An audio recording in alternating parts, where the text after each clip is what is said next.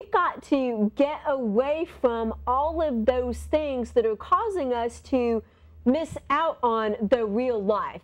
And so I'm so thankful that you are still sitting here with me tonight. We had so much last week that we talked about, and you know, there were just so many things that I have highlighted and keep going through. I'm like, oh, I forgot about that. I forgot about this. But looking at this, from rags to riches, everyone struggles. And you know, that was just like a big duh moment. But also, you right here, somewhere in life, I had inadvertently adopted a belief that those of us with more money had an easier time believing that God was faithful than those of us with less, little, or no money. Obviously, I was very wrong. I saw that trouble comes to the rich and poor, and money doesn't fix much. Yeah. What made you see, was there a point where you started recognize, or that you just recognized, well, I have everything I ever dreamed of. I just dreamed of all the wrong things. Yeah, as a matter of fact, that's okay. So when I was 16 years old, my brother was 17, and he passed away. And that's when I was a Lutheran at the time, and that's when, looking at a television show, someone explained greater things about God, and I accepted Jesus into my heart. And then at 20 years old, I went off to college, and I fell away.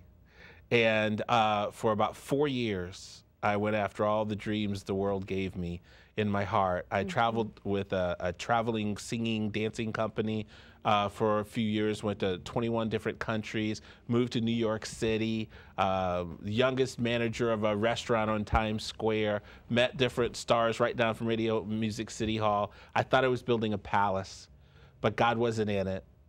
Just because I had money and stuff and experiences, I was in a prison, and I realized that's not it.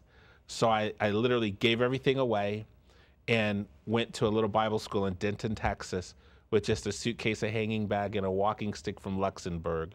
And I went to Bible school for 3 years, became a pastor, and then started running a men's homeless shelter. And then I started the first women and children's homeless shelter in Denton County. They didn't have one before then. And so for 8 years, I worked with homeless men, homeless women. I started the first drug, alcohol in resident Christ-centered program in Denton County. So we were 18-month residential, unapologetically Christ-centered drug, alcohol. And so I was dealing with the poor of the poorest. And within 12 months, I left that ministry and became a pastor in North Dallas at a wealthy church. Business owners, I mean, everyone. And so I didn't realize it, but over the course of those 8 years, I assumed, oh, wow, these guys aren't going to have nearly the problems, you know, this is going to be great, right, you know, right. They got money, right? Well, oh, yeah. Apparently, the fear of losing what you have creates much more anxiety than the frustration of feeling like you'll never get what you want. And there was one guy said, I always remember this, he said, you know something that people with money know that people without money don't know? And I said, what? That money doesn't answer anything. And I went, yeah, you're right. Wow. And so when you got that revelation, how did it change in your life personally? Well, for me personally, I quit.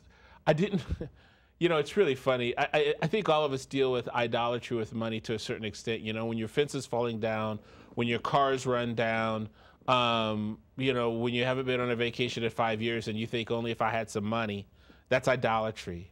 Because God, you have everything. You're like the prodigal son, right? You have everything the Father has. So your real issue is just, God, you know, this is a desire of my heart. You know, will you grant it? And so I just became aware of the fact that I was subconsciously looking towards money as the answer to many things. But once I switched out of that mode and really got rid of the busyness and just focused on God, my fence that was falling down, for example, a young man I was counseling, turns out he owned his own fence company, and he says, I want to give you a fence, Pastor Allen. I was taking care of God's business, forgot about money, just listening to him, slowing down, pouring into what he wants me to pour into, and he's just been taking care of me. Now, you know,